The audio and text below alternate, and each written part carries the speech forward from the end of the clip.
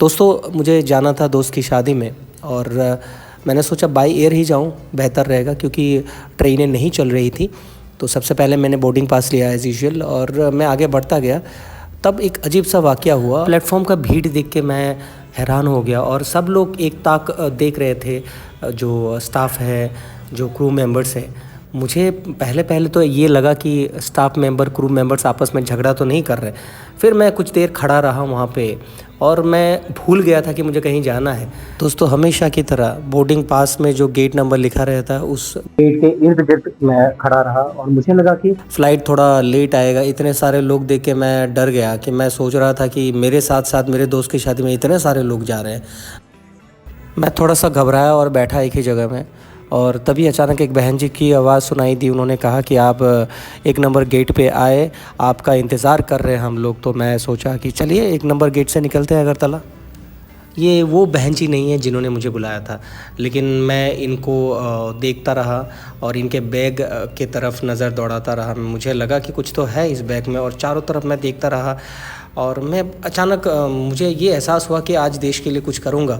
तो मैं आगे बढ़ता रहा और उस बैग की तरफ नज़र दौड़ाता रहा। मुझे लगा कुछ ना कुछ चाल चल रहे हैं, यहाँ कुछ होने वाला है। मैं ये चार्जर देख के मुझे लगा कि कुछ यहाँ पे फिट किया हुआ है, कोई ब्लास्ट वास्ट तो नहीं करेगा। मैं इधर उधर देख रहा था तो लोग मुझे देख के हंस रहे थे, कह रहे थे कि ये एक डिवाइस है, आप आगे की तरफ बढ़िए। तो मैं थोड़ा सा शर्माता हुआ, शर्म वरम तो है नहीं वैसे, मैं आगे गया और इनका पीछा किया। फिर मैंने देखा वही बहन जी जिनके साथ जो बैग है, बैग की तरफ मैं देखा और वो बैठे। अब क्या कीजिएगा, इनसे बात करते हैं।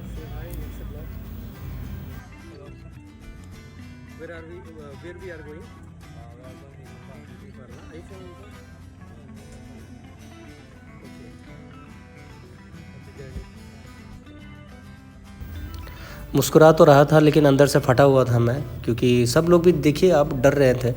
क्योंकि जिस तरह से ये फ़्लाइट अटेंडेंट एक्सप्लेन कर रही थी कि कुछ हो जाए तो आपको किस तरह से निकलना है बाहर, मैं अपना सीना थामते हुए मैं सुना इनकी आवाज़ और ये साफ साफ बता रहे थे कि आपको लाइफ जैकेट ऐसे पहनना है, वैसे पहनना है। मुझे हालांकि डर नहीं लगता है, कभी भी ऐसे सब सुनाते हैं तो ऐसा लगता है कि ये बस मजाक है।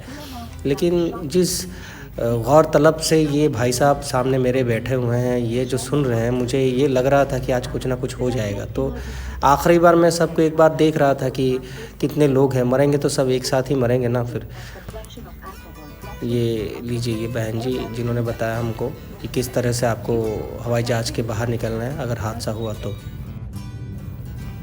अगर हादसा होना हो तो कभी भी हो सकता है। तो मैं अलर्ट हो गया और वीडियो बनाना शुरू कर दिया मैंने।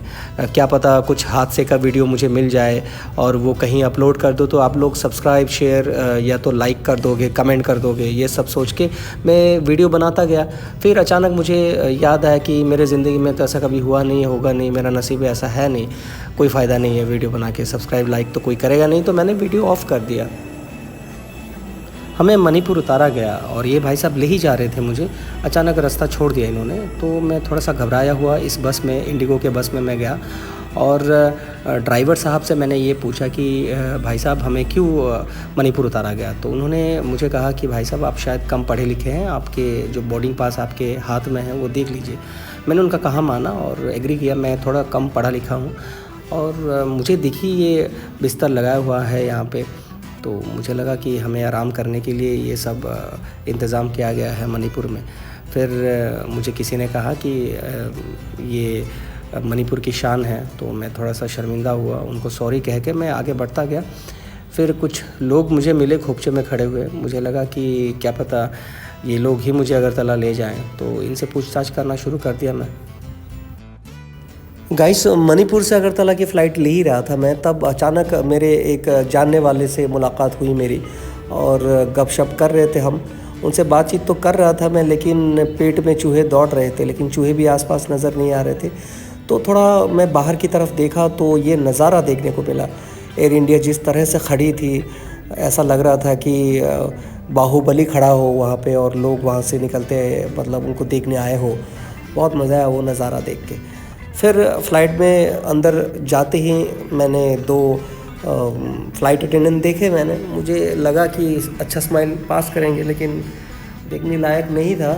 तो मैं चुपचाप अपने खिड़की के पास गया, अपने सीट के पास, और मैं बेहतर कुछ देखने के चक्कर में बाहर की तरफ देखा तो मुझे कुछ अच्छा देखने को मिला बाहर।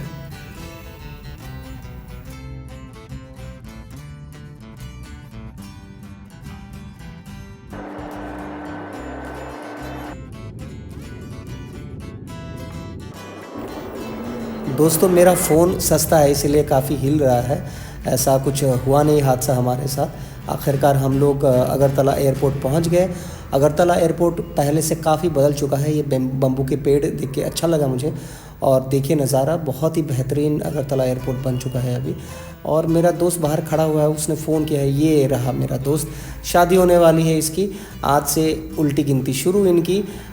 इसके लिए प्रे कीजिएगा, मैं ऊपर वाले से प्रे करूँगा कि उल्टी गिनती इसकी अच्छी हो। लो गुलाब फूल भी आ गया मेरे।